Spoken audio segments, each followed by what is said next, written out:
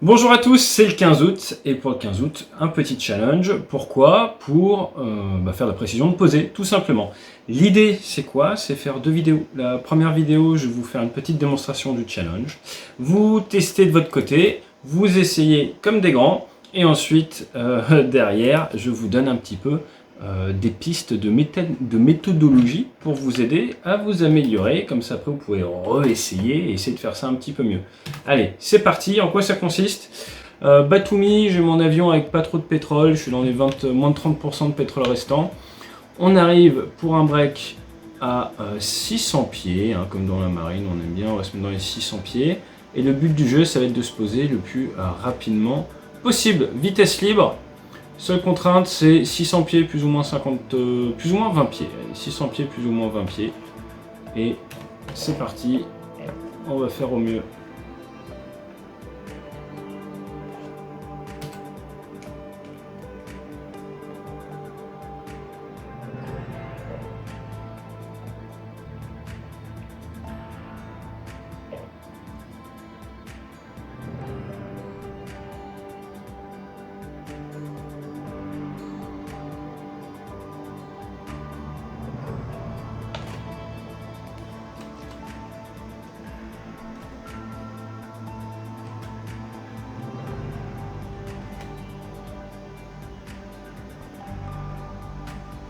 Donc ça, c'était ma première tentative.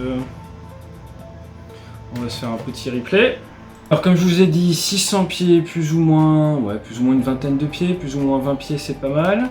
En termes de vitesse, vitesse libre. Néanmoins, si vous voulez prendre moins de 450 nœuds, ça vaut peut-être le coup d'appeler ça un challenge basse vitesse.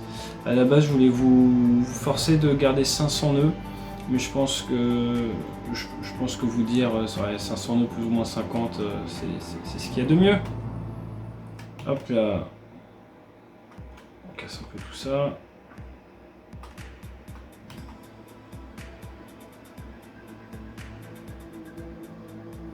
Il est beau ce Mirage 2000. Hein.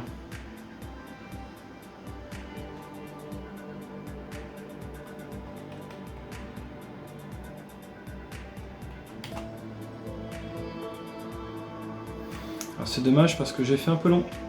Et ce que je vous ai pas précisé, c'est que ce qui serait l'idéal, c'est de se poser sur les peignes. Donc sur les peignes là de départ. Donc je vais retenter une deuxième fois. Hop là, je suis reparti. Et on va voir si ce coup-ci j'arrive à me poser sur les peignes. Je n'ai pas réussi du premier coup. J'étais un petit peu long, un petit peu rapide. C'est pas bien. Alors.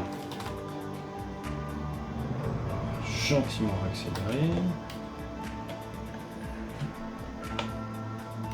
Superbe cet avion, regardez ça.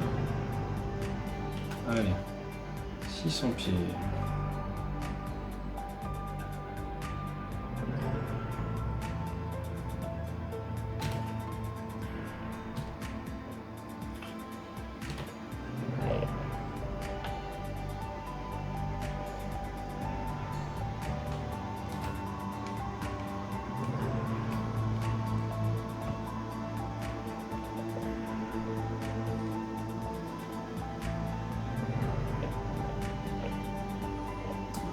Tourner le pépère.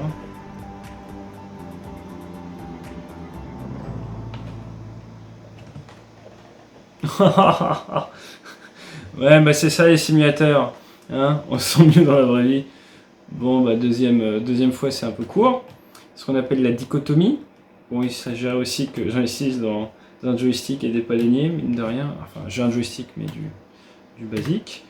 Bon, hop, on va regarder ce que ça donnait. Allez, on se rapproche gentiment du break.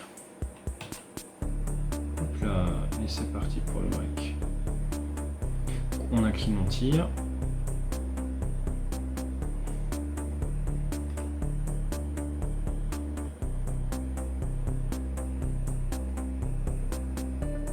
Les aérofreins sont très impressionnants sur 2000.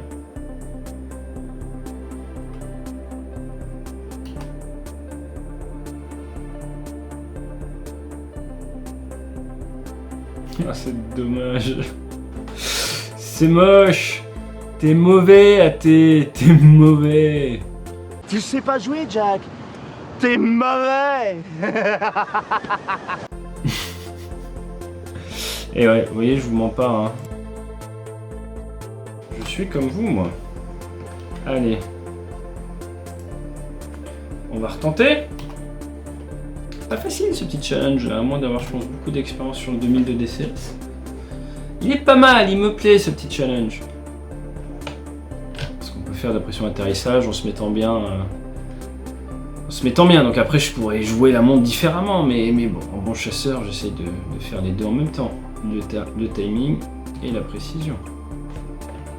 Allez, c'est parti, messieurs, dames.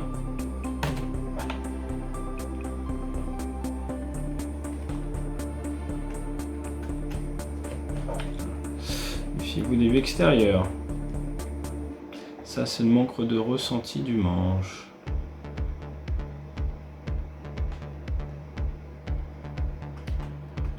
Puis là, je tourne sans son, donc dans la vraie vie, ça vous le sentez en fait avec le manche. Quand vous baissez vraiment en vitesse, vous avez la position du manche qui n'est pas du tout là où elle devrait être, qui est beaucoup plus arrière, donc sur les avions de cette génération. Donc ça vous permet vraiment d'avoir des informations supplémentaires qui vous proviennent de votre avion en fait. Hop là, vous voyez, on prend des petits cohérents.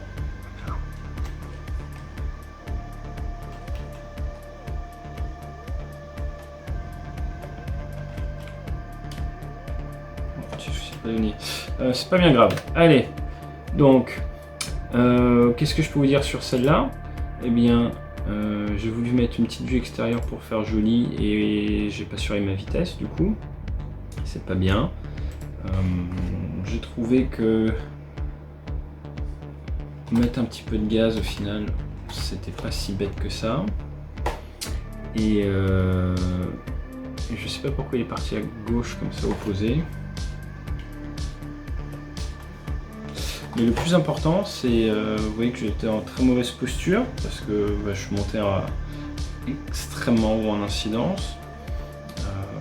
Mais j'ai remis les ailes à plat, j'ai piloté l'avion et dans la foulée on peut reprendre la mission.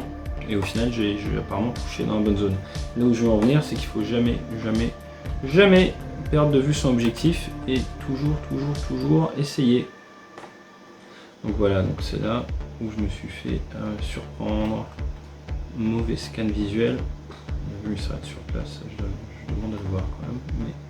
Mais hop, un petit point bas pour le style.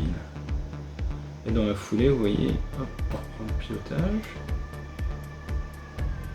Et ce qui au final, vous voyez, je suis à 450 pieds, 500 pieds, me permet de revenir un peu dans des purs.